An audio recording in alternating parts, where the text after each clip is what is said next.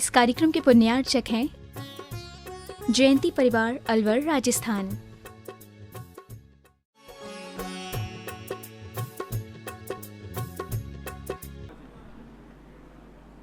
अपराह्नक प्रक्षिणा स्वाध्याय विलयाम श्री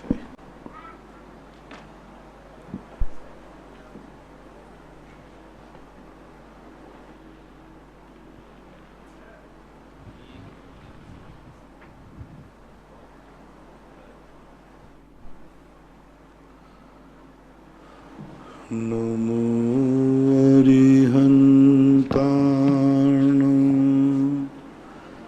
नमो सिद्धाणं नमो आयर्याणं नमो वज्रायाणं नमो लोये सव्वसाहुणं। पंच परमेष्टि भगवान की जय। आचार्य श्री गुरुवर कुंद कुंद महाराज की जय। आचार्य श्री गुरुवर विद्यासागर महाराज की जय। परम पूज्य मुनिवर श्री सुधासागर जी महाराज की जय। परम पूज्य मुनि श्री महासागर जी महाराज की जय। समस्त मुनि संघ की जय। नमोस्तु। नकुल जैन रावत भाटा गुरुवर नमोस्तु। महाराज जी, इनकी जिज्ञासा है, सादी मिथ्या दृष्टि को प्रथमोपसम सम्यक दर्शन हो सकता है क्या? हो सकता है। सादी मिथ्या दृष्टि को पल्ल के असंख्यात्म भाग समय व्यतीत करने के बाद वह प्रथमोपसम सम्यक दर्शन प्राप्त कर सकता है। वो भी मिथ्यात गुण स्थान में प्राप्त करे। मतलब सादी मिथ्या दृष्टि कोई सम्यक दृष्टि बन गया है और वो पल्ल के असंख्यात्म भाग काल तक निरंतर मिथ्यात गुण स्थान में रहे, फिर जाकर के वह सम्यक दर्शन प्रथमोपसम का अधिकारी हो सकता है। क्योंकि मिथ्यात प्रकृति उद्वेलन प्रकृति है, उद्वेलित है। जब तक उनके तीन पृथ्वियों के जो टुकड़े हुए थे, उन तीनों टुकड़ों को एक रूप मिलने के लिए कम से कम पल्ल का असंख्यात्म भाग लगता है। गति कोई भी हो सकती, नरक गति में भी उद्वेलना है, देव में भी, त्रियंश में, मनुष्य में, कोई भी गति उद्वेलन, लेकिन मिथ्यात के साथ इतना काल व्यतीत करे तो सम्यक दर्शन प्राप्त कर सकता है। और फिर करे तो कहते एक जीव देव असंख्यात बार प्रथमोपसम प्राप्त करते, सादी नारकी असंख्यात बार प्रथमोपसम सम्यक दर्शन प्राप्त कर लेते। क्योंकि एक सागर में पल्ल के असंख्यात में भाग असंख्यात बार आ जाते। भोग भूमिया मनुष्य त्रियंश असंख्यात बार प्रथमोपसम सम्यक दर्शन प्राप्त करते। कर्म भूमि का मनुष्य और त्रियंश एक बार ही प्राप्त कर सकता है, क्योंकि यहाँ पूर्व कोटि वर्ष से आयु ज्यादा नहीं है। ऐसा इसका विश्लेषण जानना चाहिए। अंजलि जैन विरोदय पुणे गुरुवर नमोस्तु। महाराज जी, इनकी जिज्ञासा है कि एक बेटे को या बेटी को ऐसा जीवन व्यतीत करना चाहिए कि जिससे उनके माँ बाप और सास ससुर ये कहें कि हमारा बेटा ऐसा है, हमारी बेटी ऐसी है, हमारी बहू ऐसी है। तो महाराज जी, इस प्रकार के संस्कार वर्तमान में मिलते नहीं हैं, तो इस प्रकार की जो कल्पना है वह कैसे साकार हो सकती है कि हर माँ बाप ये कहें हमारा बेटा अच्छा है, हर सास ससुर ये कहें हमारी बहू अच्छी है, यानी दोनों की प्रकृति इतनी अच्छी हो कि वो आदर्श बनकर के संसार में गृहस्थ आश्रम में अपना जीवन व्यतीत करें। लेकिन वर्तमान में चीजें वर्तमान वातावरण से नहीं, हमारे मन के ऊपर है। दुनिया में हम किसी बुराई को मिटा नहीं सकते, हम बुरे होने से बच सकते हैं। सत्यव्यसन कब नहीं थे, किसके सामने नहीं थे? चौथे काल में भी थे, सब कुछ थे। अंजन चोर, विद्युत चोर जैसे चौथे काल में तो हुए, अपहरण करने वाले चौथे काल में तो हुए, बक राजा जैसे महासाहारी चौथे काल में तो हुए। चौथे काल में सारे मांसाहारी जीव थे, सब बड़े। तो हाँ, बुराइयों से हम नहीं, बुराइयों को हम नहीं रोक सकते। हम बुरे होने से बच सकते हैं। कोई ये कहे कि आज का वातावरण ऐसा है, बिल्कुल वातावरण नहीं है। उस वातावरण को प्रभावित होने के संस्कार कौन बनाता है? बच्चे को आप मोबाइल से, बच्चे के सामने दिन भर बैठे आप मोबाइल देखते हो, दिन भर बैठे मोबाइल देखते, बच्चे का भी मन करता है। आप दिन भर जा करके मोबाइल, बच्चा जब रोता है तो माँ अपना पिंड छुड़ाने के लिए उसको मोबाइल पकड़ा देती है, तो वो सोचता है कि मेरे सुख का कारण तो मोबाइल है। और फिर आप कहते हो कि संस्कार। मैं कहता हूं कि यदि माँ बाप सुधर जाएं तो बेटे बहुत कुछ हद तक 75-80% सुधर जाएंगे। माँ बाप नहीं सुधर रहे, उन पे बस नहीं चल रहा है मेरा। माँ बाप सबसे ज्यादा बिगड़े हुए हैं।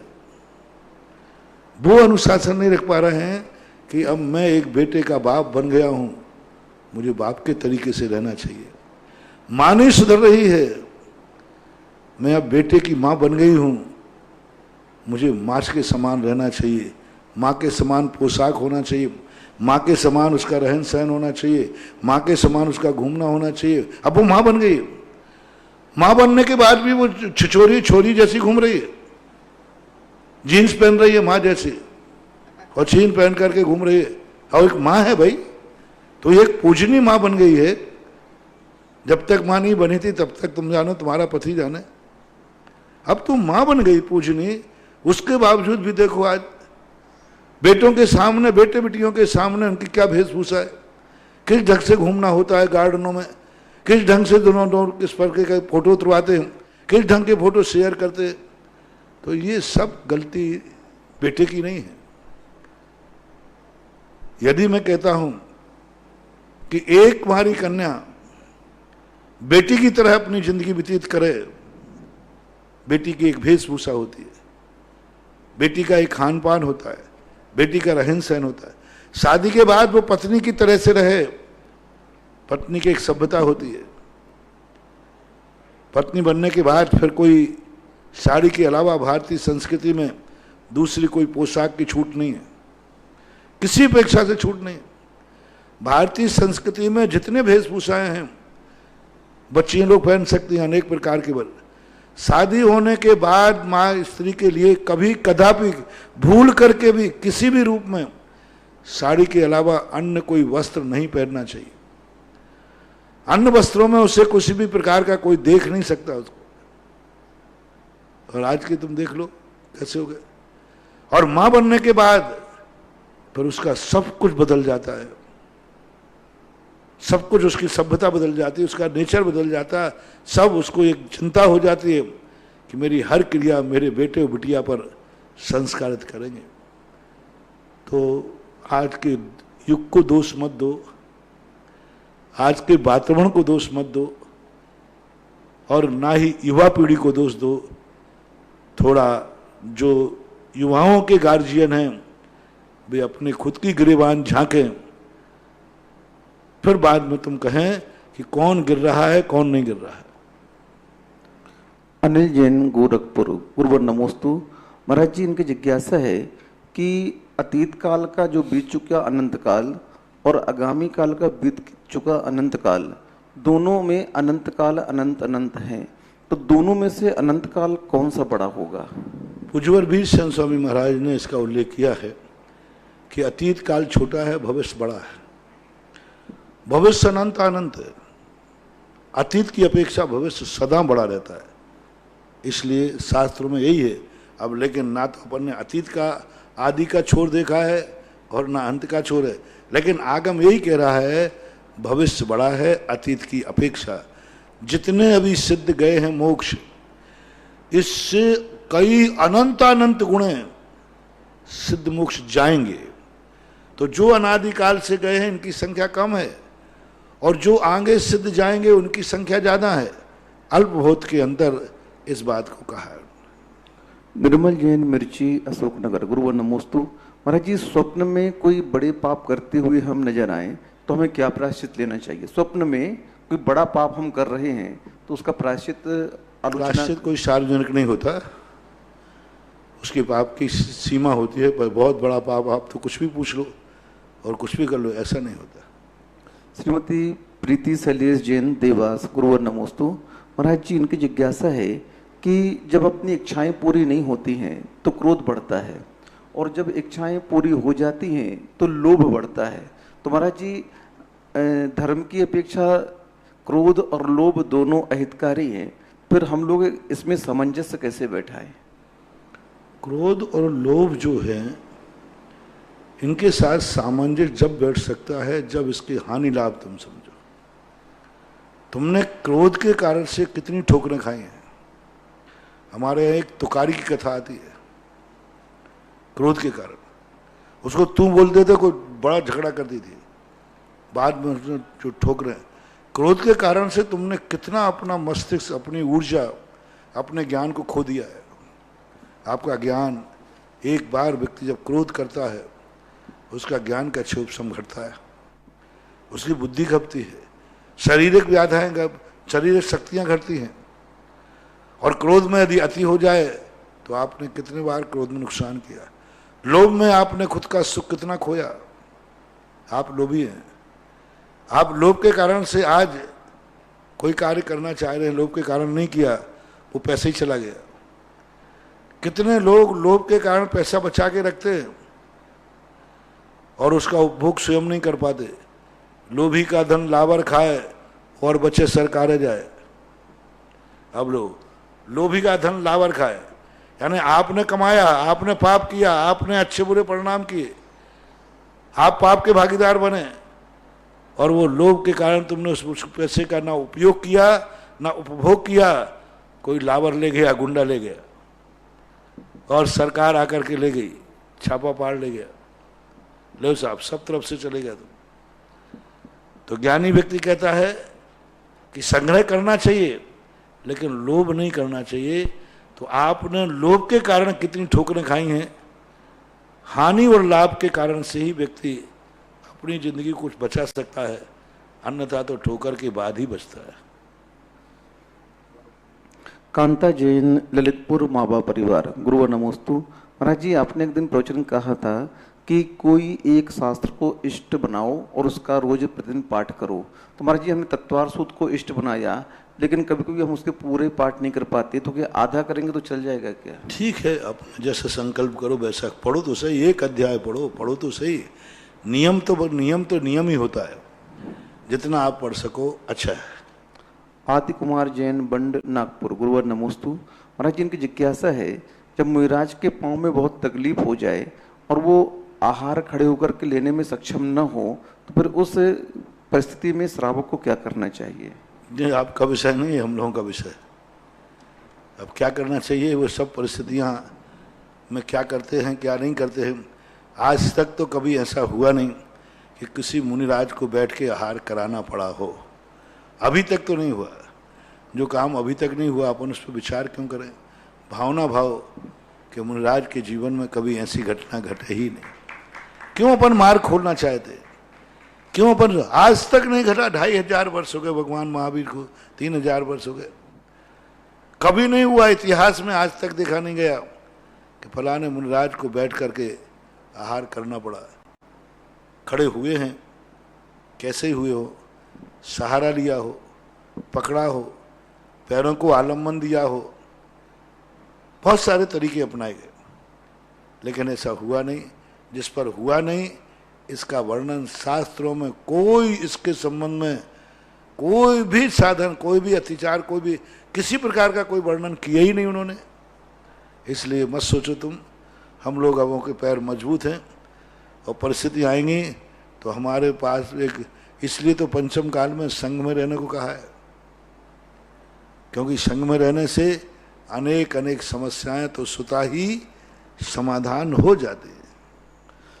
श्रीमती चंदा डॉक्टर मगन जैन, आष्टा, गुरुवर नमोस्तु। महाराज जी, इनकी जिज्ञासा है कि निधत्य निकाचित कर्म को हम कैसे समाप्त कर सकते हैं?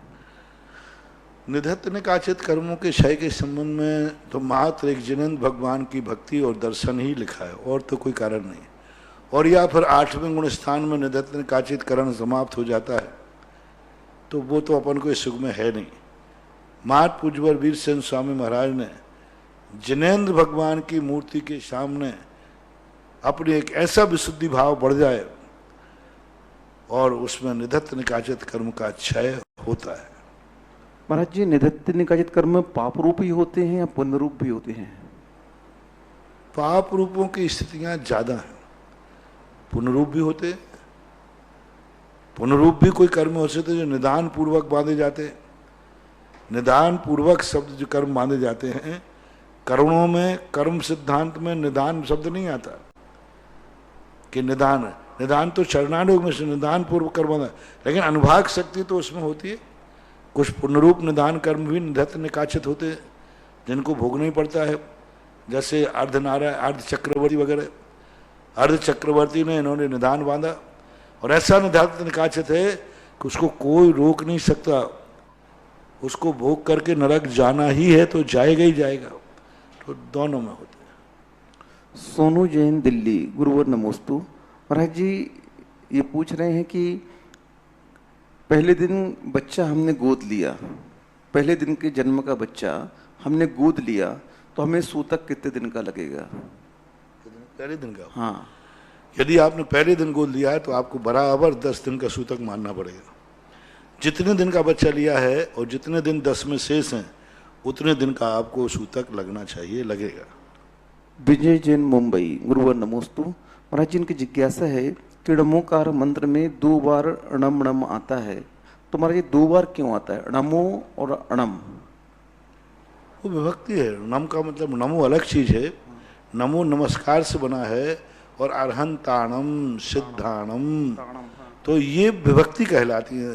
प्राकृत और संस्कृत में, जैसे आपके हिंदी में उसने किया,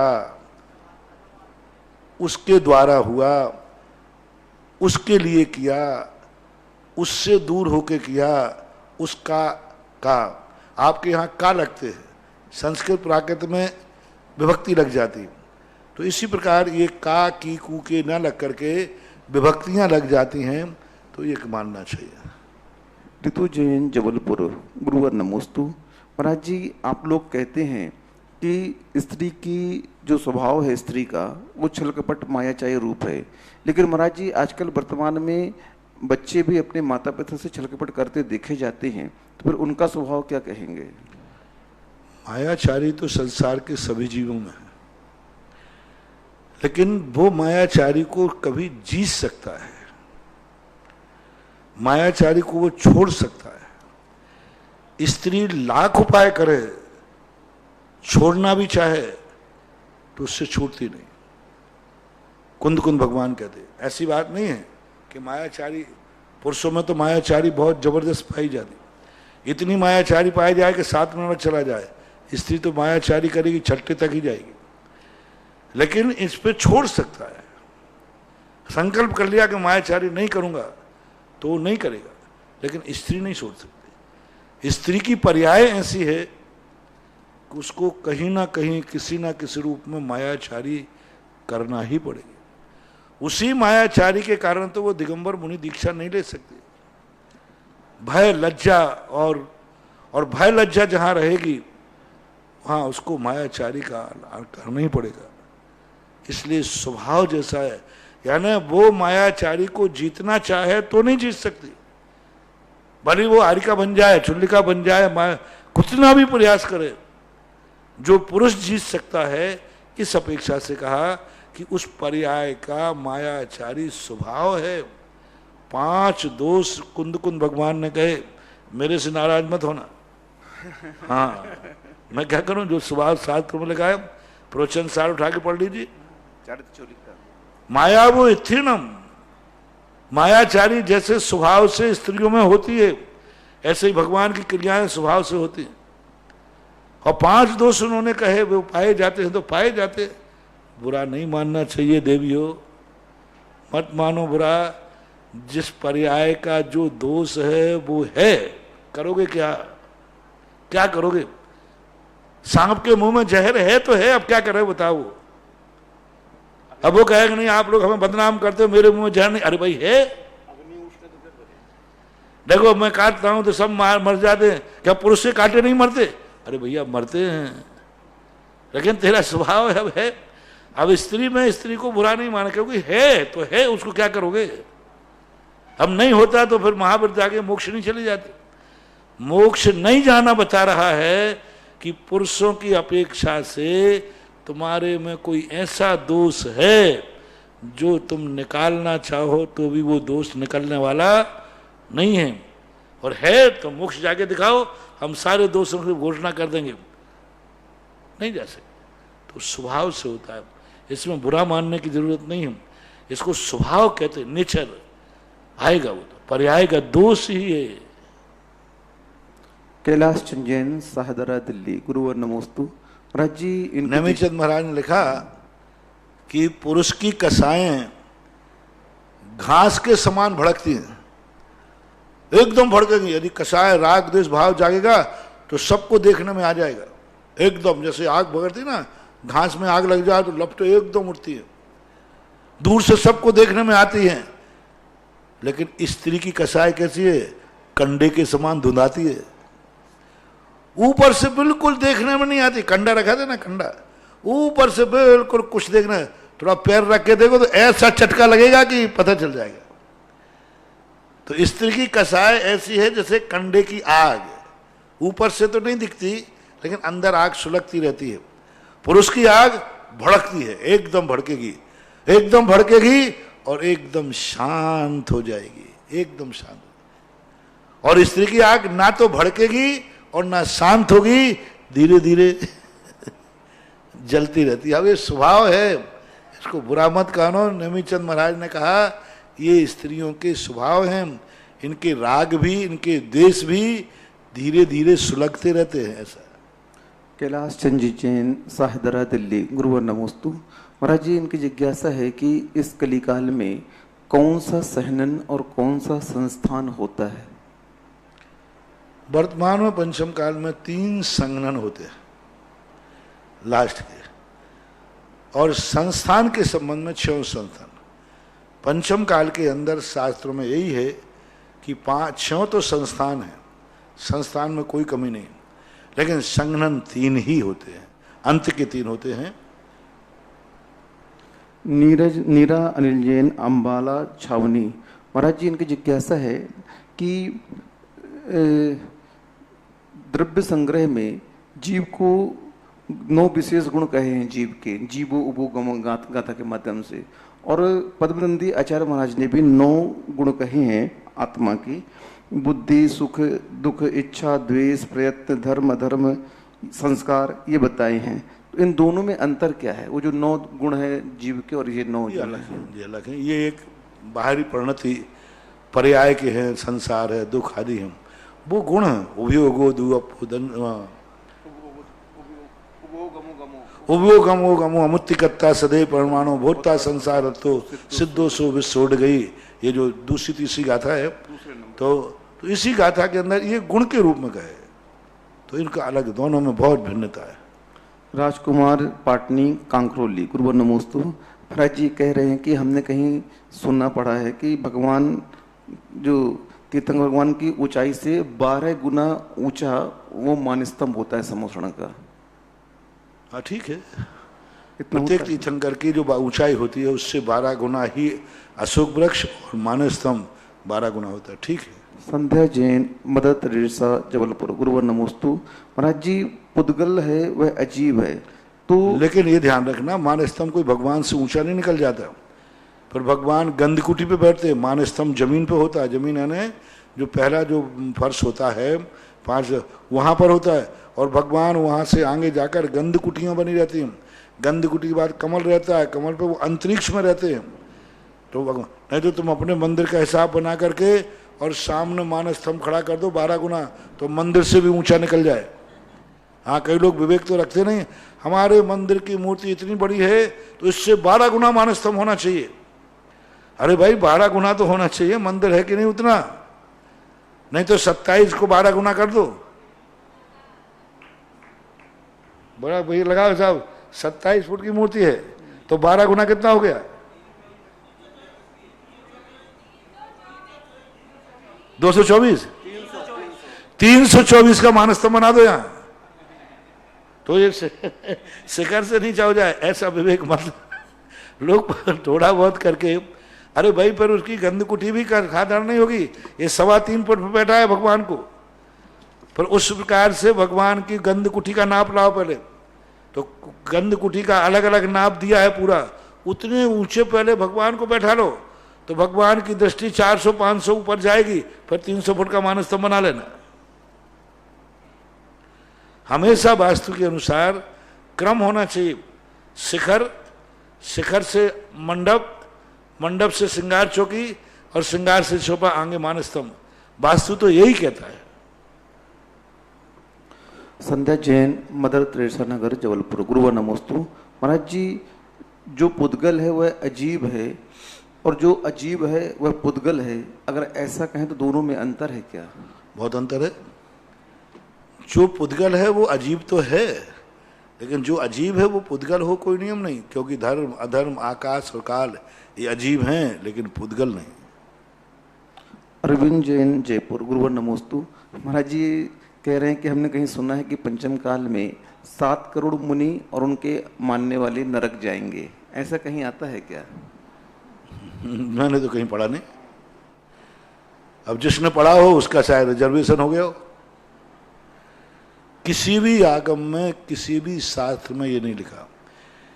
ये हवा किसने उड़ाई, कहां से उड़ाई, मैं 25 साल हो गए सबसे पूछते पूछते। 25 साल से ग्रंथों के नाम पूछ रहा हूं कि ये बात कहां, किस शास्त्र में आई, कहां आई, किस रूप में आई, कौन से ग्रंथ में आई, बताओ तो सही। कि तुमने कोई अपना नया ग्रंथ लिख करके और लग दिया कि फलाने युग सार में आई, फलाने सार में आई। हाँ, ऐसा होता है। हमारे हरिवंश पुराण में एक कथा है ये, कि एक लड़के को किसी से शादी करना थी, तो उसके ज्योतिष का प्रसंग आ गया, तो उसने एक लेखक से नया ज्योतिष शास्त्र लिखवाया, अपने पूरे अंगों को शुभ बना करके, अपने पूरे ऊपर लिखवा करके उसने जमीन में गड़वा दिया, और गड़वा करके फिर निकाला। बोले देखो ये जमीन में से ज्योतिष शास्त्र नया निकला है।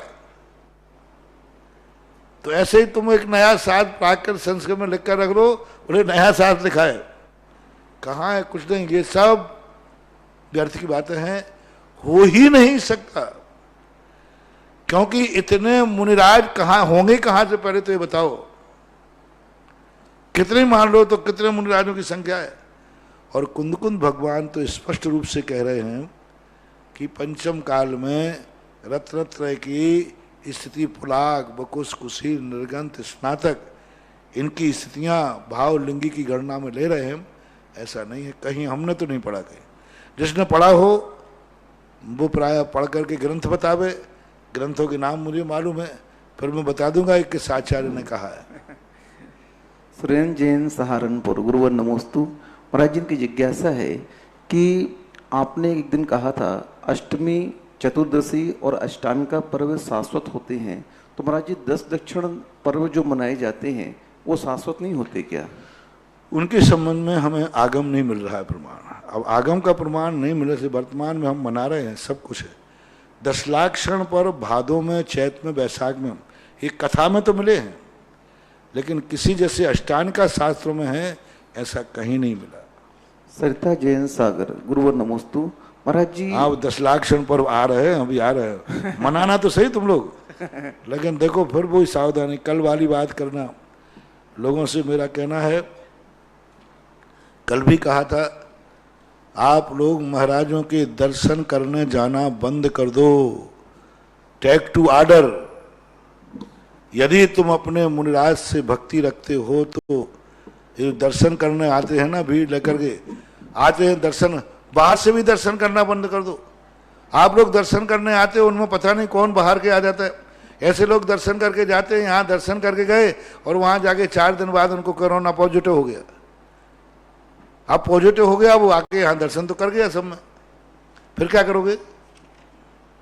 अब किसके लिए ढूंढते फिरेंगे? वो दर्शन करने वालों से भी कहना है। कल भी मैंने 15 मिनट बोला था, पूरा जिज्ञासा समाधान में 15 मिनट का समय दिया था। दर्शन करने आने वालों के लिए बिल्कुल भी पाबंदी है, टेक टू ऑर्डर, आदेश, कि आप लोगों को किसी भी महाराज के, हमारे आचार्य महाराज के लिए, हम लोगों के लिए कम से कम हम तो हमारे लोगों के लिए पास दर्शन करने मत आओ मत आओ मत आओ, ये टेक टू ऑर्डर, आदेश है। तुम्हारे दर्शन करने से तुम क्या पुण्य कमा पाओगे? और एक बार व्यक्ति आ गया और कोई पता चल नहीं रहा है। और स्वयं बड़े महाराज जी आप लोगों को यहीं से आशीर्वाद प्रदान करते हैं, तो आप लोग मानते क्यों नहीं हो? देखो, एक आप लोगों के लिए तुम कितना पुण्य कमाओगे? मान लीजिए कोई 2-4 दिन पहले आके दर्शन कर गया और वहां के भीलवाड़ा में जाकर वो पॉजिटिव हो गया। अब यहाँ आके दर्शन तो कर गया, अब वो दर्शन में किसको छुआ? हमारे अंदर तो नहीं प्रवेश कर रहा, ठीक है, लेकिन वो यहाँ वहाँ से घूम जा। मुझे तो लगता है कि अब जो बड़ा मंदिर जो अभी दर्शन के लिए खोला था, एक आध दिन में बड़े मंदिर का भी बंद करने की स्थिति बना रहा हूँ। बड़ा मंदिर के दर्शन करने से बड़ी अव्यवस्थाएं हूँ। हमने थोड़ी दया करके सोचा कि चलो दूर से दर्शन कर लें, महीने 4 महीने हो गए, तो बड़ा मंदिर के अंदर लोग आकर के अब बड़े मंदिर को भी बंद करना है। सुरेश बाबू, बड़े अंदर मंदिर पर भी विचार करना पड़ेगा, क्योंकि बड़े मंदिर की आड़ में बिजौलिया के तो आ ही रहे हैं, बाहर के लोग भी आने लगे, अंदर तक घुस जाते। जिनको मात्र अंदर आने की जो 1 महीने का कम से कम चौके के भावना लेके आए, वो भी कमेटी की अनुमति के यहाँ कमरे खाली हो तो, यहाँ स्थान होवे तो। यदि कमेटी आपको छूट देती है, वो भी 1 महीने से कम के लिए कोई ना आवे। 4 दिन आए, 4 दिन और बाहर भाग गए, ऐसे लोगों को यहाँ नहीं आना। क्वारंटाइन आपको बराबर स्कूल में करना पड़ेगा, और जितने दिन का जो रखा गया वो करेंगे, उसके बाद जाकर के आप चौका लगाएंगे, वो भी कमेटी की अनुमति से। कमेटी अनुमति देगी तो ही आप, क्योंकि यहाँ ऐसे कोई कमरे नहीं पड़े हजारों को, तुम आओ और मिलते रहो, 2-2 4-4 कमरे लेकर के रहो। पहले परमिशन लो, और अन्यथा दर्शन करने वाले जो आकर के दर्शन करके जा रहे हैं, इनके लिए तो बिल्कुल दूर से भी दर्शन करने की अनुमति नहीं। मैं अभी थोड़ा सा बाहर से निकलता था, अब मैं ऐसे स्थान से जाऊंगा कि तुम्हें बाहर से भी दिखना बंद हो जाए।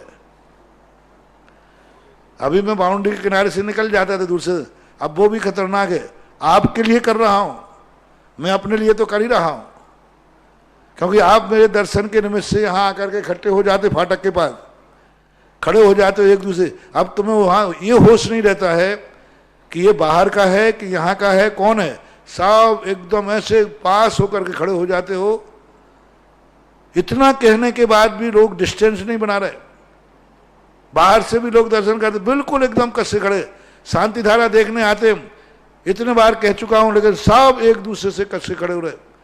तो आप नहीं सुधरोगे तो कम से कम मुझे सुधरना पड़ेगा, और सुधरने का तरीका एक ही है कि पूरा बिजौलिया तपोदा क्षेत्र के लिए लॉकडाउन करना ही पड़ेगा। मजदूर काम कर रहे हैं, इनसे उतना खतरा नहीं, वे तो अपने काम करते हैं धूप में, और दिन भर काम करते अपने कमरे में जाते, वो किसी को, लेकिन तुम तो सब चकड़दम मचा के रखे हो। तो बाहर के दर्शन करने वालों के लिए आज फिर कह रहा हूं, क्योंकि एक 4-5 दिन पहले कोई दर्शन करके यहां गया और अभी भीलवाड़ा में बताते वो पॉजिटिव पाया गया। हालांकि वो अंदर नहीं आया, बाहर से किया उसने, तो लेकिन फिर भी हुआ तो सही। मान लो वो अंदर भी आ सकता था, शांति धारा देखने भी आ सकता था,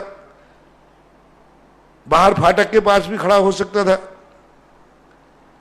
तो वो गड़बड़ हो जाएगा। देखो, हमें प्रशासन की बात मानना है, अपनी जिंदगी की बात मानना है। अपनी जिंदगी तो बचाओ, और कम से कम जिन गुरुओं को तुम मान रहे हो, तुम्हारे दर्शन करने से गुरु पर संकट आता है तो काय की भक्ति है, काय की भक्ति है। और तुम्हारे दर्शन नहीं करने से गुरु स्वस्थ और संकट रहित रहते हैं तो कितना पुण्य बंद होगा। जय हो। कितना पुण्य बंद होगा। इस समय जो व्यक्ति महाराजों के दर्शन करने नहीं जा रहा है वो सच्चा मुनि भक्त है, उसे एक मुनि महाराज की रक्षा का पुण्य लग रहा है। जय हो, जय हो। अपने गुरु की रक्षा का पुण्य, अपने गुरु की रक्षा का पुण्य कितना बड़ा है। जो दर्शन करने नहीं जा रहा है वो गुरु रक्षा का पुण्य पा रहा है, और जो दर्शन करने जा रहा है वो अपने गुरु के विनाश का पाप उठा रहा है। जो गुरु के दर्शन करने की बात सोच रहा है, क्योंकि वहां संकट पे संकट कितनी चीजों से बढ़ रही, 40,000 से ऊपर पहुंच गए, और आए दिन कहीं ना, और जैनियों पे बहुत ज्यादा कहर हो रहा है इस समय, क्योंकि जैनी एकदम खुले होकर व्यापारी के रूप में बाहर आया है। इसलिए 10 लाख क्षण पर्व आ रहे हैं, सब चीज़ें आ रही हैं।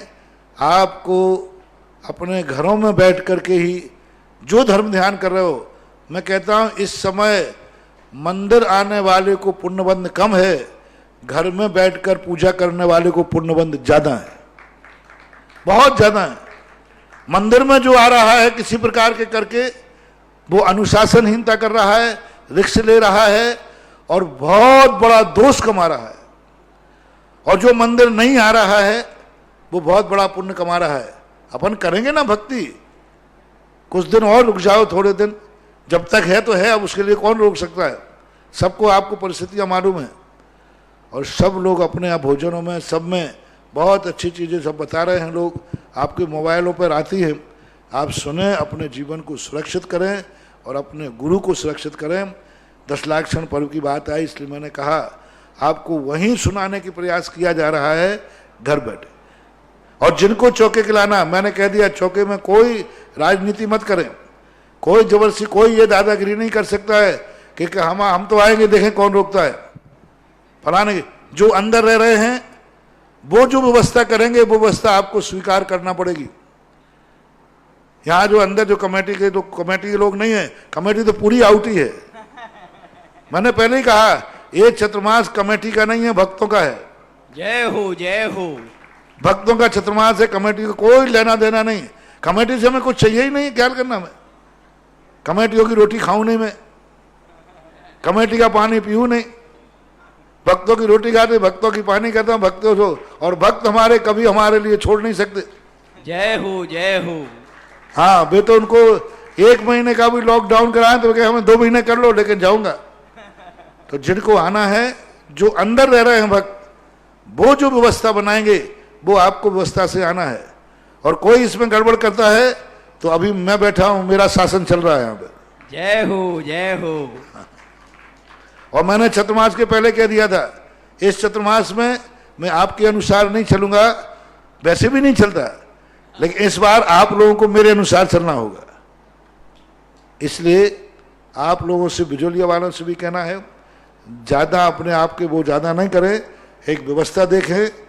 किसी को ये ना कहें कि अंदर जो रह रहे हैं क्या उन्हीं का अपक्षेत्र हो गया। हाँ हो गया, आपको कोर्ट केस करना हो तो कर दें, अदालत भी बंद है आजकल। इसलिए व्यवस्थाएं समझें और बाहर वाले कमेटी से अनुमति लें। कम से कम 1 माह का तो कम से कम समय निकाल के जिनको हो वो यहां आने का चौका लेके प्रयास करें। अन्यथा जब आप आहार करें ना, उसी समय हमारा ध्यान कर लेना, महाराज जी आपका आहार जहां हो सो ठीक हो, तो हम यहीं से कहते हैं बेटा वहीं खुश रहो। इतनी करुणा, अनुकंपा और कृपा दर्शाने वाले परम पूज्य आध्यात्मिक संत तीर्थोद्धारक मुनि पुंगव सुधा सागर जी महाराज के श्रीमुख से होने वाली जिज्ञासा को सीधे प्रसारण में जिनवाणी चैनल, सुधा कलश चैनल से सुन रहे सभी भक्तों की ओर से पूज्य गुरुदेव के चरणों में बारंबार नमोस्तु नमोस्तु नमोस्तु। पूज्य गुरुदेव के आशीर्वाद से चंद्रोदय तीर्थ चांदखेड़ी में व तपोदय तीर्थ क्षेत्र बिजौलिया में अखंड भक्तांबर जी का कार्यक्रम चल रहा है। अखंड भक्तांबर जी के लिए 51,000 रुपए की राशि के साथ आभार में एक नाम आया है। श्री विजय कुमार जी, कमलेश जी, संतोष मीना, प्रमोद, श्वेता, नवीन, बहरिया निवासी नारायणपुरा की ओर से एक नाम आया है। श्रीमती सुगंधी बाई जी ने आभार में भेजा है। तपोदय तीर्थ के लिए अरब जैन के जन्मदिन के उपलक्ष्य में अंजलि जैन, सुभाष जैन, सरोज, रेणु, आदित्य, आरती, कमल, कुंभज, सोनीपत परिवार ने भी एक नाम दिया है। चंद्रोदय तीर्थ के लिए, चंद्रोदय तीर्थ चांदखेड़ी के लिए एक और नाम विजय, सरिता, अजय, सपना, ऋषभ, वेदिका गुवाहाटी ने आभार में चंद्रोदय तीर्थ चांदखेड़ी के लिए नाम दिया है। सूरत से एक नाम धनिता के जन्म दिवस के उपलक्ष्य में आया है। सुशील जी, प्रवीण जी, सोनाली जी, बहिका सूरत परिवार की ओर से एक नाम आया है। परम पूज्य गुरुदेव के सानिध्य में मुकुट सप्तमी के दिन भगवान पार्श्वनाथ स्वामी के निर्माण उत्सव पर 123 किलो के लाड़ू समर्पित किए जाना है और एक नाम 1,23,000 रुपए की राशि के साथ गुप्त दान में प्राप्त हुआ है। जिन्हें निर्माण लाड़ू में अपने नाम प्रेषित करना हो वह ऐसा परम सौभाग्य प्राप्त कर सकते हैं। आइए प्रथम जिज्ञासा के और लिए। आप जो अंदर रहने वाले हैं ये लोग बिचौलिया वालों से खास तौर से ये थैलियों का आदान प्रदान ज्यादा हो रहा है। यहाँ पे घर से थैली आती है वो लेके जाता हो, ये बंद करो। और कुछ सामान लेना है तो पहले सैनिटाइज करके लो। और आप लोग वहाँ पर गगन बिहारी के यहाँ या गेट के पास बिल्कुल बल्ली से बल्ली लग करके और बातें करते रहते हो। सुबह जगह देखता हूँ मैं कि सुबह सब जा करके अपने परिवार वालों से बल्ली पर बल्ली के एक तरफ वो खड़ा है, एक तरफ वो खड़ा, और वो भी बल्ली पकड़े हो, तुम भी बल्ली पकड़े हो, ऐसे ही गेट के पास करते हो। तो यदि ऐसा किया तो फिर उनको गगन बिहारी के पास भी आना हमें बंद करना पड़ेगा। आपको मालूम 2 महीने के लिए गगन बिहारी भी बंद किया था, पुलिया के यहाँ से वो होंगे। यदि अंदर वालों ने अनुशासनहीनता की, सामान लाने करने की, तो बाहर वालों को फाटक के पास भी आना बंद करके फिर वहीं फाटक लगाएंगे जहां गेट पर जाकर के। क्योंकि अंदर वाले बहुत उद्दंडता कर रहे हैं, सामान का लेन देन बाहर से कर रहे हैं। जो कुछ तुम्हारे पास अंदर है लो, तो एक विधिवत सैनिटाइज करके सामान लिया जाता है वो लेना चाहिए। थैलियां मत पकड़ो, ये थैलियां खतरनाक हैं।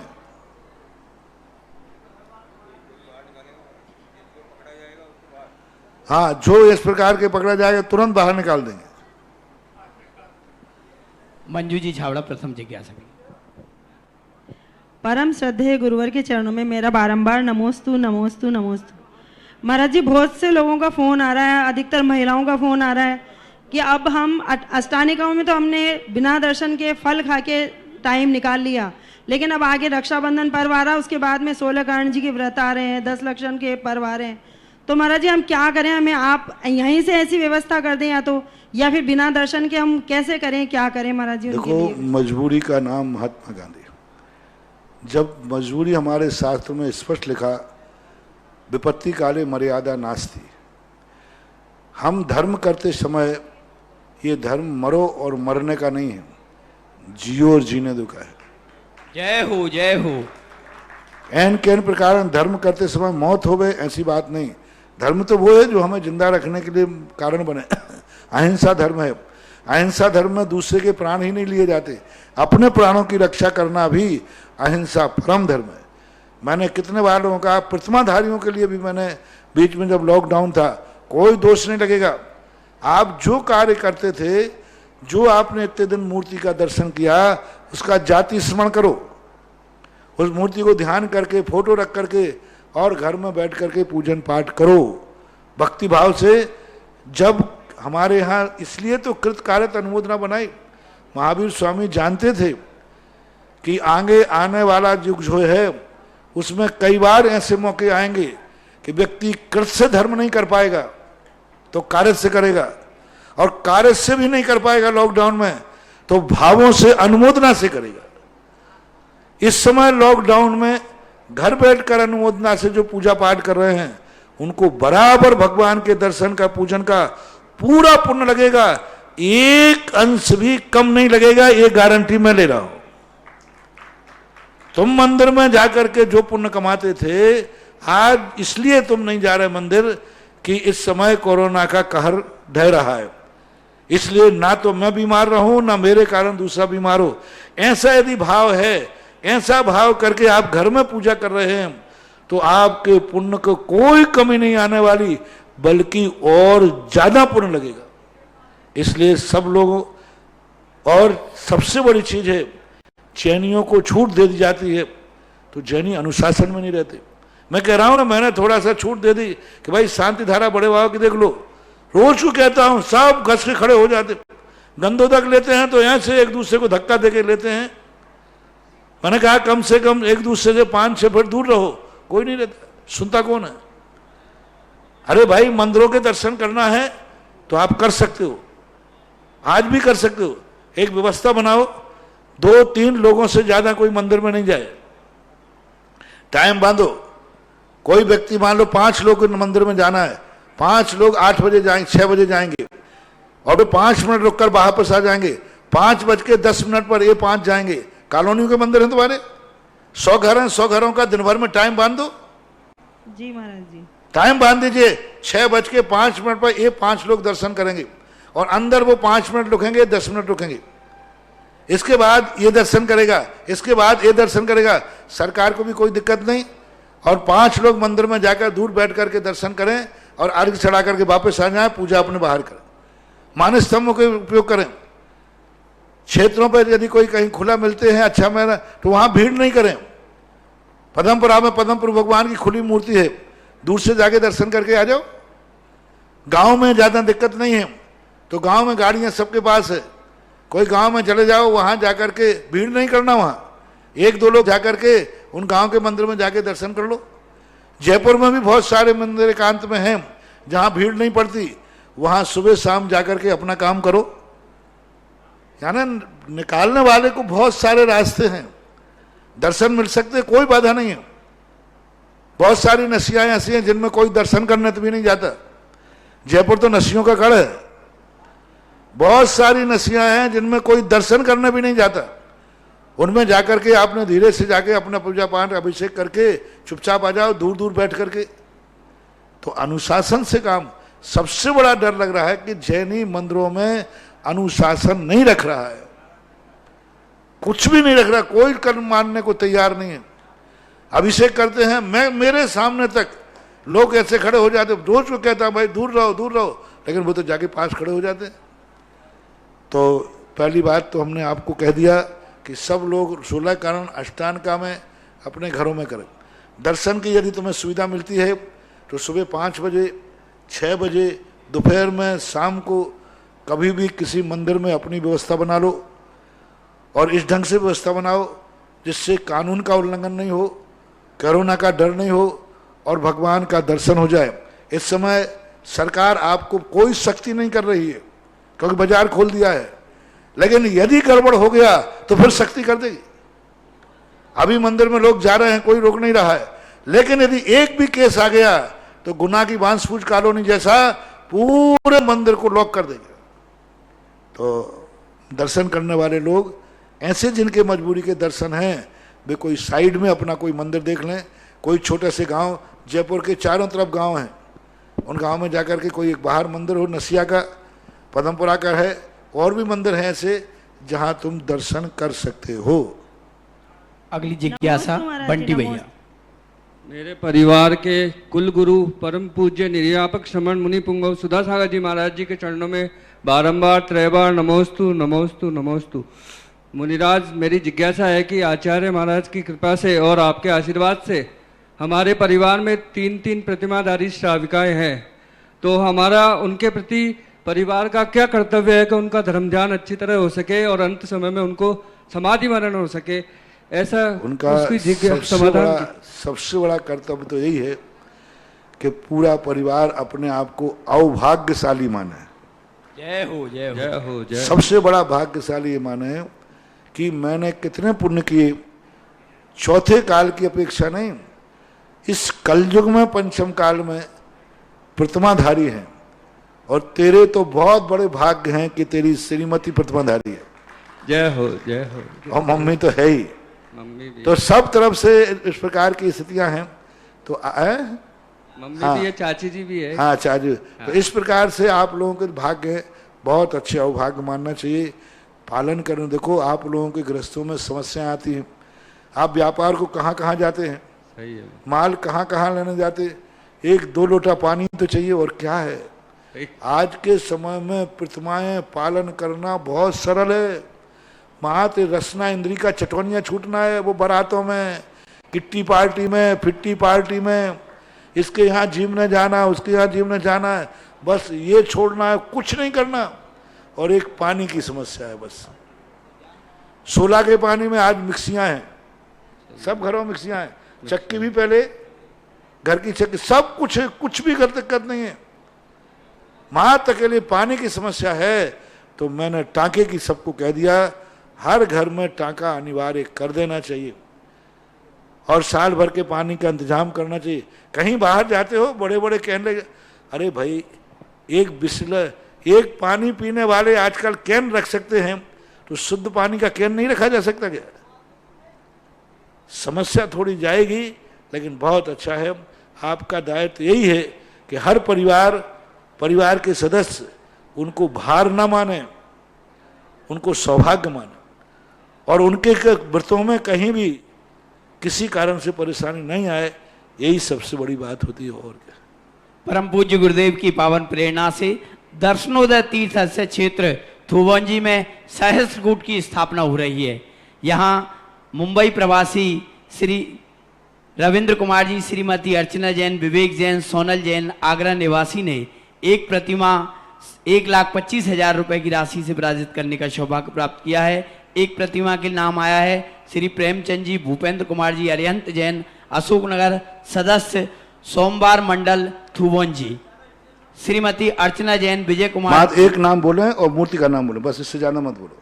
श्रीमती अर्चना विजय कुमार जैन नागपुर की ओर से एक नाम आया। एक नाम श्रीमती शशि जैन सराब, प्रमोद कुमार जी सराब, चंदेरी वालों की ओर से आया है। एक नाम बीना से श्री नंदन लाल जी, शशि जैन, शशांक जैन परिवार बीना से आया है। एक नाम श्री कस्तूर चंद जी, राजेश कुमार जी, श्रीमती रेखा जैन, बर्तन वाले कुमराज गुना से आया है। एक नाम श्रीमती, एक नाम भी मत बोलो, एक नाम में भी शब्द जा रहे हैं। श्रीमती शीला जैन, धर्मपत्नी डॉक्टर हेमचंद जैन, शालीमार बाग, नई दिल्ली। अगला नाम श्री निर्मल कुमार जी, पीयूष कुमार जी, श्रीमती सुनीता, श्रीमती शशि व समस्त परिवार बजरंग नगर इंदौर से आया है। श्रीमती शांतिबाई, धर्मचंद जी, मनोज कुमार जी, मनीष कुमार जी, श्रुत जैन, अशोकनगर से सहस्त्रकूट जिनालय के लिए एक नाम आगे चले। और दर्शनोदय तीर्थ में से एक नाम ब्रह्मचारिणी सपना दीदी परिवार, सुरेश चंद, संतोष कुमार, अजित कुमार, आशीष कुमार जैन, शशांक जैन साड़ोरा से भी एक नाम आया है। इनकी जिज्ञासा है गुरुदेव, परम पूज्य गुरुदेव के चरणों में बारंबार नमोस्तु। जैसा कि आपने भक्तांबर स्तोत्र की महिमा बताई है, कृपा कर पूज्य समंत्र भद्र महाराज और पार्श्वनाथ उसी तरह भद्र बाहुकृत पार्श्वनाथ स्तोत्र की महिमा बताने की कृपा करें, मेरी जिज्ञासा है। अब महिमा सबके स्तरों की होती है, जिसकी जो महिमा होती है वो बता देते हैं। अभी भक्तांबर ही पढ़ो, नाना प्रकार के स्रोत हैं, नाना प्रकार की स्थितियां हैं। अब उनके संबंध में आपकी जिस पर श्रद्धा भक्ति हो वो करिए। और अगली जिज्ञासा ऑडियो के माध्यम से। मम गुरुवर के चरणों में बारंबार नमोस्तु। महाराज जी, गत जिज्ञासा समाधान से यह ज्ञात हुआ कि वर्ष 2020 का चातुर्मास आप चामलेश्वर में करने के इच्छुक थे, क्योंकि वहां की समाज एवं कमेटी में भारी उत्साह था, लेकिन क्वारंटाइन आदि की व्यवस्था ना होने के कारण यह चातुर्मास चामलेश्वर में संभव हो न सका।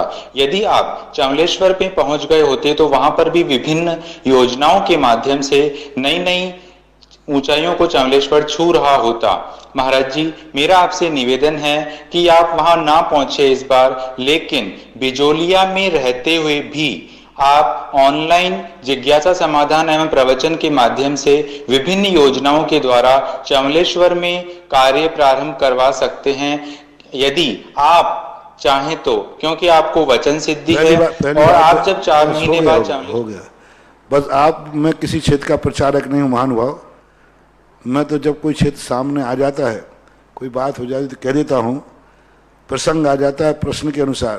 बाकी मैं प्रचारक नहीं हूँ, ना मेरा चौलेश्वर का कोई ऐसा भाव था ना है। मुझे क्षेत्रों का प्रचारक ना बनाए, मैं प्रचारक नहीं हूँ। और मेरी वाणी की सिद्धि धर्म के लिए है, किसी क्षेत्र के प्रचार के लिए नहीं है। कृपया करके मेरे से कोई उम्मीद ना रखें। जब कोई दान देता है, अगली जिज्ञासा, जब कोई दान देता है और वही लोग गिनाते हैं कि मैंने इतना दान दिया, यह मेरा है, ये मेरा मंदिर है, मेरे भगवान है, तो क्या उसको इस दान का पुण्य मिलेगा? गुरुदेव नमोस्तु नमोस्तु नमोस्तु। अब वो किस दृष्टि से कह रहा है, किस दृष्टि से कह रहा है? ट्रस्ट और अधिकार की दृष्टि से कह रहा है तो पुण्य नहीं मिलेगा, और धर्म आत्मीयता की दृष्टि से कह रहा है तो मिलेगा। चले आगे बोलो। अगली जिज्ञासा ऑडियो के माध्यम से। परम पूज्य निर्यापक श्रमण मुनि पुंगव श्री सुधा सागर जी महाराज के श्री चरणों में सुरेंद्र भारती परिवार का त्रिवार नमोस्तु। परम पूज्य मुनि श्री यह संपूर्ण भारतवर्ष की जैन समाज का परम सौभाग्य है कि आपका चातुर्मास श्री पार्श्वनाथ दिगंबर जैन तपोदय तीर्थ क्षेत्र बिजोलिया में आनंद चल रहा है। भगवान पार्श्वनाथ के केवल ज्ञान स्थल पर उन्हीं के पाद मूल में आपके सानिध्य में वहाँ उपस्थित जनों के लिए श्रावण शुक्ल सप्तमी, जिसे सब मोक्ष सप्तमी कहते हैं, तीर्थंकर पार्श्वनाथ भगवान का निर्वाण कल्याणक मनाने का सौभाग्य प्राप्त होगा। दिनांक 26 जुलाई रविवार को मोक्ष सप्तमी है। मोक्ष सप्तमी पर प्रायः बच्चे उपवास करते हैं। आपके माध्यम से कुछ ऐसा आशीर्वाद संपूर्ण भारतवर्ष की जैन समाज को मिले कि आपके सानिध्य में लोग भगवान पार्श्वनाथ की आराधना कर सकें, मोक्ष सप्तमी व्रत को मना सकें। मध्य प्रदेश में 26 जुलाई रविवार को संपूर्ण लॉकडाउन रहेगा। इसलिए और भी आवश्यक हो जाता है कि आपके माध्यम से भगवान पार्श्वनाथ के भी दर्शन हों, उनके स्वरूप को भी जानने का अवसर मिले और उनकी भक्ति और आराधना का सुअवसर भी हम सबको प्राप्त हो। पार्श्वनाथ भगवान के संबंध में जो बातें कही जा रही हैं, निर्माण के कारण कमेटी ने व्यवस्था की है शायद कि सुबह से भगवान की शांति धारा, भगवान के पार्श्वनाथ भगवान का विधान, जैसे अपन ने पहले विगत में किए हैं महावीर जयंती पर, और निर्माण लाडू आदि चढ़ाने की व्यवस्था इन्होंने की है। वो लाइव से भी इनकी व्यवस्था की है, मुझे मालूम नहीं है की है, तो सबको लाइव का। और निर्वाण लाडू तो इन्होंने 123 किलो के निर्वाण लाडू की तैयारी कर रहे हैं। लाइव है, बता रहे हैं, सूरज बताया कि लाइव है। और लाइव में आपको यहाँ पर भगवान के 123 किलो के लाडू जितने भी आ जाएंगे उतने लोग यहाँ पर चढ़ाएंगे। आप अपने घरों में बैठ के देखें, यही कार्यक्रम। रही बात मुकुट सप्तमी के संबंध में, जो बच्चियाँ करती हैं उनके लिए अच्छी तरह से ज़्यादा छोटी बच्चियों को मत कराओ, उनको क्लेश हो जाता है, उनका रात निकलती नहीं, वे कोसती हैं, रात भर रोती हैं और आप जबरदस्ती उनको कराते हैं। और मुकुट सप्तमी बच्चियों के लिए ही करना चाहिए, ऐसा नहीं बड़े लोग भी कर सकते हैं। बच्चियां ही करें ऐसे नहीं, बच्चे भी कर सकते हैं। कुमारे ही करें ऐसा नहीं, विवाहित भी कर सकते हैं। कोई भी मुकुट सप्तमी का एक वो ठीक है। अब मैना सुंदरी ने सिद्ध चक्र मंडल विधान किया था अपने कोड़ी पति को दूर करने के लिए, तो अब सिद्ध चक्र मंडल विधान वो ही करे जिनके पति कोड़ी हों। क्यों भैया, अब ऐसे कैसे काम चलेगा? वो एक घटना थी कि उनके द्वारा ठीक हुई। इसी प्रकार मुकुट सप्तमी में 2 कन्याओं ने किया था, तो उन कन्याओं ने किया तो वो उन्हीं की बपौती हो गई क्या? नहीं, उनके जीवन में ऐसी घटना घटी जैसे मैना सुंदर की घटी। सुगंध दशमी व्रत है तो अब उसी वही सुगंध दशमी करे जिसके पहले शरीर से दुर्गंध आती हो, ऐसा थोड़ी है। सुगंध दशमी सब कर सकते, तो बड़े लोग भी करें, एकदम छोटी बच्चियों को ना करें। जिनको रात निकालना मुश्किल हो जाए, जिनके परेशानी पड़ जाए, उनको बहुत बहुत कैसे निकलते रहते हैं आप जानते हैं। कम से कम इतने बड़े बच्चे हों, बच्चे भी करें, मैं तो कह रहा हूं बच्चे भी करें। बच्चियां करेंगे तो यही है ना कि अच्छा पति मिलता है, अच्छी ससुराल मिलती है, यही तो बच्चे करेंगे तो उनको श्रीमती अच्छी मिलेगी, यही मान लो, और क्या। जय हो। और मियाँ बीवी करेंगे तो दोनों में तकरार है वो मिट जाएगी। कुल मिलाकर के धर्म का वातावरण बनाए मुकुट सप्तमी के दिन। और भगवान पारसनाथ के संबंध में तो समय समय पर अपन कथाएं जीवन चरित्र सुनते ही रहे हैं, सुनते रहेंगे। और जैसा भी उस दिन ऐसी परिणति बनेगी देखेंगे। सुबह सुबह का कार्यक्रम तो है, दोपहर का कार्यक्रम आपको खुद अपने तय करना है अपने पास, ऐसा। अगली जिज्ञासा ऑडियो के माध्यम से। नमोस्तु महाराज जी। महाराज जी, मैं नेहा जैन ललितपुर से। मैंने आपका 12 साल का कोर्स के अंतर्गत जो पद्मनंदी पंचविंशति का ग्रंथ है उसका स्वाध्याय कर रही हूँ। मैं ये जानना चाहती हूँ कि उस ग्रंथ में, प्रत्येक ग्रंथ में पहले एक छंद लिखा हुआ है, उसके बाद टीका दी हुई है, उसके बाद अर्थ और फिर विशेष। उस टीका का क्या अर्थ है? उस टीका में ऐसा क्या दिया हुआ है? कृपया मेरी जिज्ञासा का समाधान करें। श्लोक का विस्तार खुलासा दिया रहता है। टीका श्लोक से गुरु नाम गुरु कही जाती। इस श्लोक में जो संक्षेप दिया जाता है, श्लोक सूत्र रूप होता है। टीका में हम उसका विस्तार करते हैं। जैसे उन्होंने दे दिया सम्यक दर्शन दे दिया। अब सम्यक दर्शन क्या है?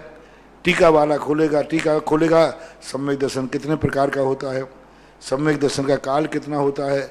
अब वहाँ तो मात्र एक सम्यक दर्शन दे दिया, मोक्ष मार्ग जैसे तत्वार सूत्र लिखा गया। अब सम्यक दर्शन कह दिया कि तो इससे क्या होगा, उसके ऊपर फिर उसका खुलासा किया। अब मूल में तो सम्यक दर्शन के संबंध में ज़्यादा खुलासा किया नहीं, कोई परिणाम नहीं दिया। लेकिन टीकाकारों ने खुला कि सम्यक दर्शन 3 प्रकार का, फिर उसमें भी भेद उपभेद, तो विस्तार से जो दिया जाता है उसको बोले टीका। टीका यानी विस्तार, खुलासा। श्री दर्शनोदय तीर्थ थुबोंजी के लिए और भी कई नाम आए हैं। श्री आलोक कुमार, मनोज कुमार, वीर प्रेस परिवार अशोकनगर, श्री आनंद कुमार, संदीप कुमार, बतासा वाले परिवार, श्री विजय कुमार, अमित कुमार, अंकित कुमार, श्री मुकेश कुमार, मूलरा परिवार की ओर से, श्री अभय कुमार जी, अर्पित कुमार जी, बहादुरपुर परिवार की ओर से एक प्रतिमा, राजेंद्र कुमार जी, श्रीमती मणि देवी आवन वाले की ओर से एक प्रतिमा श्री उत्तम चंद जी, मनोज कुमार जी, पिपरौदा वालों की ओर से एक प्रतिमा, श्री अमित कुमार जी, श्री प्रकाश चंद जी की ओर से घोषित की गई है। सहस्त्रकूट जिनालय में 1,25,000 रुपए की राशि के साथ आप एक प्रतिमा विराजित कर सकते हैं। इस प्रतिमा पर 11 इंच की प्रतिमा पर 2 नाम आएंगे और जो 5 लाख रुपए की राशि से प्रतिमा विराजित करेंगे उनके पूरे परिवार का नाम सहस्त्रकूट के 51 इंची लगभग 4.25 फुट अफगाना की प्रतिमा में आपके पूरे परिवार का नाम अंकित किया जाएगा। जो महानुभाव अपने नाम हम तक यहाँ प्रेषित करना चाहते हैं, यहाँ नंबर दिख रहे हैं, इस स्क्रीन पर चल रहे नंबरों के माध्यम से आप अपने नाम प्रेषित कर सकते हैं। अगली जिज्ञासा प्रदीप गोधा की है। मेरी जिज्ञासा है, गुरुदेव, इंद्र के द्वारा ऋषभ देव को सम्राट घोषित किया गया था, तो नाभिराय जी सम्राट होते हुए उनको इंद्र ने सम्राट क्यों घोषित किया? पद देने, समझ गया मैं, पद देने का अधिकार तो जो पद पर रहता है। पहले जो राजा की अवस्थाएं नहीं थी, पहले कुलकर होते थे, उनको कुलकर बोलते थे। राज की अवस्था में क्या है? मंत्री होते हैं, सेना होती है, शस्त्र होते हैं, हाथी घोड़े सब होता है। राजा का एक पूरा परिकर होता है। नाभिराय के पहले इस प्रकार की कोई ना तो सेना होती थी, ना युद्ध होते थे, और ना किसी प्रकार का मंत्री कोषाध्यक्ष आदि व्यवस्थाएं होती थी। भोग भूमि काल था, सब अपने आप में व्यवस्थित थे। सबसे पहला राजगद्दी राजनीति की व्यवस्था ऋषभ देव को सम्राट राजगद्दी की राज व्यवस्था बना के उनको घोषित किया गया। और ऋषभ देव ने फिर बाद में सेना के उपदेश दिए, शस्त्र के उपदेश दिए। ऋषभ देव के पहले कोई तलवार चला के ही नहीं जानता था, कोई किसी प्रकार की राजनीति कुछ जानते ही था, बस एक मुखिया कुलकर के रूप में होते थे। इसलिए प्रथम राजा इस दुनिया के हुए ऋषभ देव, इसलिए उनको सम्राट घोषित किया गया। अगली जिज्ञासा, महाराज जी, आपने अपने प्रवचनों में कहा कि सच्चे देवशास्त्र गुरु को मानते हैं और गृहस्थ मिथ्यात्व का त्याग हो तो भी नरक जा सकता है। यदि 6 माह से अधिक बैर हो, लेकिन गुरुवर अगर कोई व्यक्ति जय जिनेन्द्र का भी जवाब नहीं दे, उल्टा धार्मिक स्थलों पर लड़ाई झगड़ा करता हो, और गुरुदेव ऐसे लोगों से मित्रता हम चाहते हैं फिर भी ना हो, तो हम क्या करें? देखो, ऐसे आपको अपनी तरफ से बैर छोड़ देना। पारसनाथ ने अपनी तरफ से बैर छोड़ दिया, कमर साधे रहा तो उसकी मर्जी पड़े। आप अपनी तरफ से मित्रता बनाने को नहीं कहा, बैर छोड़ने को कहा। बैर छोड़ना और मित्रता बनाने में दोनों में अंतर है। ऐसे लोगों से मित्रता बनाने की आगम में नहीं कहा, माध्यस्थ भावम विपरीत वृत्तो, लेकिन ऐसे लोगों से बैर भी नहीं रखना चाहिए, ऐसा चले। सहस्त्रकूट जिनालय श्री दर्शनोदय तीर्थ के लिए एक नाम, श्री विनोद कुमार, विपुल कुमार, विपिन कुमार, पिपरई मध्य प्रदेश से आया है। एक नाम शीलचंद ऋषभ कुमार मनोज कुमार क्रांतिकारी नितिन प्रिया बुक स्टोर। एक नाम श्रीमती एक नाम मत बोलो, नाम बोलो ना सीधा। अगला नाम श्रीमती मत बोले, अच्छा नाम बोले, पता चलेगा। नाम बोलते जाए। सुनीता श्रीमती सुनीता डॉक्टर प्रसन्न कुमार राजपुर। श्री अशोक कुमार जी नितिन कुमार जी पंकज कुमार जी वज। श्री सुरेश चंद जी मुन्ना लाल जी बांझल। श्री संजय कुमार जी वैद। श्री राजेश कुमार नीलेश कुमार करैया। श्री कैलाश चंद जी नीलेश कुमार जी। श्री विनोद कुमार जी विपुल कुमार जी पंसारी। श्री विकास कुमार जी बिक्की मिर्ची की ओर से सहस्कूट में नामों की घोषणा की गई है। जिन्हें और भी नाम अपने देना हो अगली जिज्ञासा ऑडियो के माध्यम। ये सब नए नाम आ रहे हैं कि पुराने? नए नाम परम पुराने। पूज्य गुरुदेव के चरणों में मेरा कोटि कोटि वंदन है। हे गुरुदेव, आप जितने भी तीर्थ क्षेत्रों के निर्माण में सभी को अग्रसर कर रहे हैं, उनके नाम तीर्थोदय, तपोदय, चंद्रोदय आदि जो आपने नाम रखे हैं, कल हो गई थी संज्ञा, कल संज्ञा हो चुकी थी, कल हो गई। अगली व्यापक श्रमण के चरणों में हम सबका कोटि सह नमन। मुनिश्री बृहद द्रव संग्रह में संसार भावना का कथन करते हुए आचार्य ब्रह्मदेव शिव महाराज ने कहा है कि नित्य निगोद जीवा नाम कालत्रयेपि त्रसत्वम नास्ति इति। तीनों कालों में भी नित्य निगोद से जीव त्रसत्व की प्राप्ति नहीं करती। और छंद में आगे कहा कि भाव कलंक सुपौरा निगोद वासम न मुंचती। उनके इतने भाव अशुभ रहते हैं कि निगोद वास को वो नहीं छोड़ते हैं। आगे जाकर के स्वयं ब्रह्मदेव सूरी महाराज कह रहे हैं कि भरत के जो 923 पुत्र हुए हैं वो निगोद वास से निकल करके ही 923 पुत्र हुए हैं और फिर मोक्ष की प्राप्ति की है। तो फिर यहाँ पर एक प्रश्न है कि एक ही आचार्य दोनों प्रकार का कथन कर रहे हैं। और दूसरा प्रश्न ये है कि जो व्यवहार राशि में जीव आते हैं 608 जीव, वो नित्य निगोद से आते हैं कि इतर निगोद से आते हैं? मुनिश्री दो प्रकार की मान्यताएं आगम से मिलती हैं। कुछवर अकलंक स्वामी महाराज ने राजवार्ते के अंदर नित्य निगोद संज्ञा उसे ही दी है जो कुछवर ब्रह्मदेव सूरी कह रहे हैं कि ऐसे जीव जो नित्य निगोद से न निकले हैं न निकलेंगे, इसलिए उनका नाम नित्य निगोद है। तो उनके अनुसार और इस कथन के अनुसार तो निश्चित हो गया कि वे कभी भी अपना नित्य निगोद छोड़ेंगे नहीं और कभी विशुद्ध होंगे नहीं त्रिकाल में। तो ये अकलंक स्वामी और पूजवर ब्रह्मदेव सूरी दोनों का मत एक हुआ। अब रही बात दूसरी के 923 पुत्र, तो 923 पुत्र जब निषेध हो गया तो निगोद से निकल के आए थे, नित्य निगोद का खत्म हो गया। वहां दो निगोद की कल्पना की पूजवर अकलंक स्वामी ने। नित्य निगोद को तो उन्होंने कर दिया कि पैक है, वो तो ना निकले हैं निकलेंगे। इतर निगोद से जो 608 जीव निकल के आते हैं वो इतर निगोद से आते हैं उनके मान्यता के अनुसार। और द्रव्य संग्रह यानी नित्य निगोद से तो कोई निकला नहीं, निकलेगा नहीं। जो इतर निगोद है उसी से आना जाना बना रहता है 608 जीव। एक दूसरी मान्यता जो है उस मान्यता में नित्य निगोद से 608 जीव निकलते हैं। उस मान्यता के अनुसार 923 पुत्र नित्य निगोद से निकल के आए थे। तो अब इसमें आगम के दो मत मान लें। एक मान्यता ये है कि नित्य निगोद से निकल करके सीधा मनुष्य बन के मोक्ष जा सकता है और नित्य निगोद से 608 जीव निकलते हैं।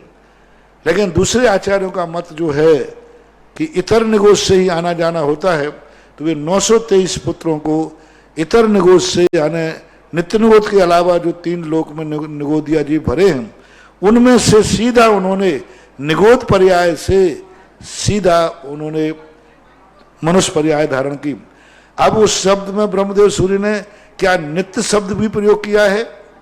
यदि नित्य शब्द प्रयोग किया है कि हाँ कि नित्य निगोद से ही 923 आए थे तो स्ववचन बाधित हो जाएंगे।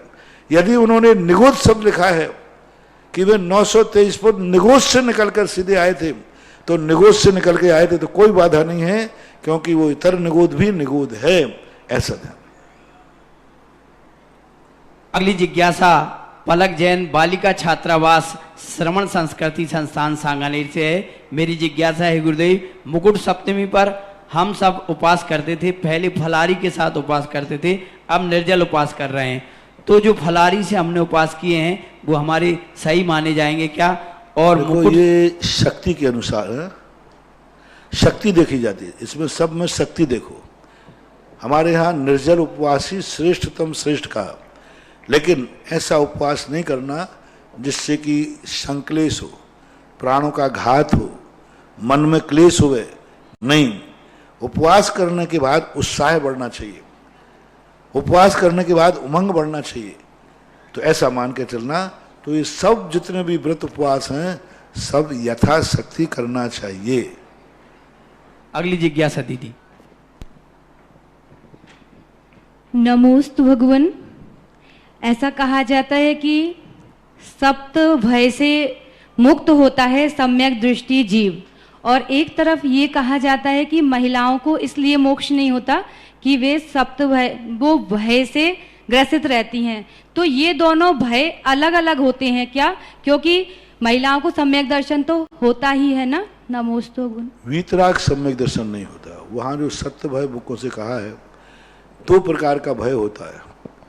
एक भय होता है शरीर की रक्षा का, और एक भय होता है सामान्य व्यक्ति, और भी 7 भय होते हैं। तो स्त्री को सबसे बड़ा शारीरिक भय होता है, नौकर्मजन भय होता है, और वो नौकर्मजन भय के कारण से उसे सम्यक दर्शन तो हो जाता है, लेकिन उनको जो 7 भय आदि कहे, उन भयों से वो श्रद्धा में निडर है। श्रद्धा की अपेक्षा मरण का कोई भय नहीं, समाधि लेने को तैयार है। आकस्मिक भय नहीं, यह लोक परलोक भय नहीं। तो ये भयों को वो श्रद्धा की अपेक्षा जीत लेती है। तो सम्यक दर्शन श्रद्धा की अपेक्षा सत भय जीतता है, मुनि एक देश जीतता है, और वीतराग सम्यक दृष्टि सर्वदेश भयों को जीतता है। क्योंकि अविरत सम्यक दृष्टि चाहे पुरुष हो चाहे महिला हो, पूर्ण भयों के लिए क्रिया रूप जीत ही नहीं सकता शक्ति। अगली जिज्ञासा ऑडियो के माध्यम से। नमोस्तु महाराज जी, मैं शेखर जैन नसीराबाद से। महाराज जी, हम तो इस कहावत के साथ बड़े हुए हैं कि जिस रास्ते जाना नहीं उस रास्ते का पता पूछना नहीं, लेकिन आज सुबह के आपके प्रवचन से एक नई कहावत की जानकारी मिली कि जिस रास्ते जाना नहीं उस रास्ते का पूरी जानकारी रखनी।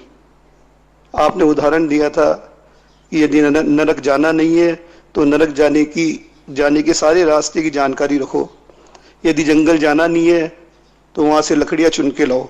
महाराज जी, इन दोनों कहावतों में क्या फर्क है? जिज्ञासा का समाधान करें। नमोस्तु महाराज। शायद आज का नहीं, कल के प्रवचन की बात है, कल की संख्या हो, परसों की होगी। तो इसके लिए ये कहा कि जहां जाना नहीं उसका ज्ञान तो होना ही चाहिए। हमारे लिए उन चीजों पर ज्यादा समय खराब नहीं करना जो हमारे जीवन के उपयोगी नहीं। लेकिन वहां तो हम जा सकते हैं, अकेले नहीं जाने। हम मोक्ष जा रहे हैं, लेकिन मोक्ष जाते जाते नरक पहुंच गए तो? हम शिखर जी जा रहे हैं और गाड़ी चलाते चलाते बॉम्बे पहुंच गए तो? इट में भी पॉसिबल। जहां हमारी पहुंचने की संभावना है और हम जाना नहीं चाहते, उनका ज्ञान करना चाहिए। परसों के प्रवचन का अर्थ ये था कि जहां हमें जाना ही नहीं, संभावना भी नहीं, जाएंगे भी नहीं, तो फिर वहां का रास्ता क्या पूछना। लेकिन यहां तो हम जा सकते हैं, 1 इंद्रियों में जा सकते हैं, 2 इंद्रियों में जा सकते हैं, नरक जा सकते हैं, त्रिजन जा सकते हैं, कहीं भी जा सकते हैं। यहां तो हम भटक सकते हैं कि दिल्ली का शिखर जी की गाड़ी ले जाकर के वो पता चला कि हम बॉम्बे दिल्ली पहुंच गए, तो संभावना है। यदि हम बॉम्बे के रास्ते के संबंध में ज्ञान होंगे तो भले शिखर जी रास्ता नहीं जाएंगे, लेकिन बॉम्बे के रास्ते पर नहीं बढ़ेंगे। इस रास्ते चले जाओ, नहीं नहीं ये रास्ता मुझे मालूम है, बॉम्बे जाता है और मुझे बॉम्बे नहीं जाए, तो कम से कम जहां भटकोगे वहीं तो रुके रहोगे। मान लो शिखर जी का रास्ता भी भूल गए और बॉम्बे और दिल्ली के रास्ता तुम्हें मालूम है, ज्ञान पहले से किया। हालांकि दिल्ली बॉम्बे जाना नहीं है, लेकिन जैसे चौराहा आया तो आपको दिल्ली और बॉम्बे के रास्ते पर जाने का मन नहीं होगा, क्योंकि मुझे मालूम है दिल्ली बॉम्बे गया है। अब शिखर जी का मालूम नहीं है तो कम से कम आप वहीं खड़े रहोगे। और बॉम्बे दिल्ली का रास्ता नहीं मालूम होने पर जाना था शिखर जी, और चलते चलते चलते बॉम्बे पहुंचे। बोले कहाँ गए? बॉम्बे। अरे मैं तो शिखर जी जाना था। तो फिर बॉम्बे से उतना लौटो। इसलिए जिन जिन स्थानों पर हम जाना नहीं है लेकिन पहुंच सकते हैं, उनका ज्ञान होना चाहिए, इस अपेक्षा। प्रोफेसर डॉक्टर श्याम सक्सेना महाराज जी आपके पावन चरणों में नमोस्तु अर्पित कर रहे हैं। मंगलवार को उनकी मां का स्वर्गवास हो गया। महाराज जी आपने 2013 में आशीर्वाद दिया था जो सत्य हुआ। जब मेरी मां को 2013 में अटैक आया तो मैंने आपसे महाराज जी आकर कहा, और महाराज जी माता जी को बहुत वेदना थी, बहुत ज़्यादा वेदना थी। हम चाहते थे कि वो अगले घर को अच्छे से जाएं, अस्पताल से न जाएं। तो महाराज जी आपने दोनों हाथों से आशीर्वाद दिया मेरी माँ को, और मेरी माँ पूर्ण स्वस्थ हो गई। महाराज जी आपके आशीर्वाद से मेरी माँ 7 वर्ष तक बोनस में जी। लेकिन महाराज जी मंगलवार को रात्रि में 10:30 बजे वह स्वर्गलोक पधार गई। महाराज जी मैं आपका आशीर्वाद चाहता हूँ, आपकी कृपा से वह बहुत अच्छे से अगले घर गई हो। महाराज जी मैं बहुत अशांत हूँ, आपका आशीर्वाद चाहता हूँ। सक्सेना जी को बहुत गुनागे हैं, आते रहते हैं, यहाँ भी कई बार आए। माँ स्वस्थ है, उनके लिए मेरा बहुत आशीर्वाद। अच्छे विचारों से अच्छे से जाते हैं तो सदगति और देवगति होती है, मेरा आशीर्वाद है। और आइए अब हम चलते हैं जिनवाणी की ओर। जावाणी के ज्ञान ते सूझे लोका। इस कार्यक्रम के पुण्यार्चक थे जयंती परिवार अलवर, राजस्थान।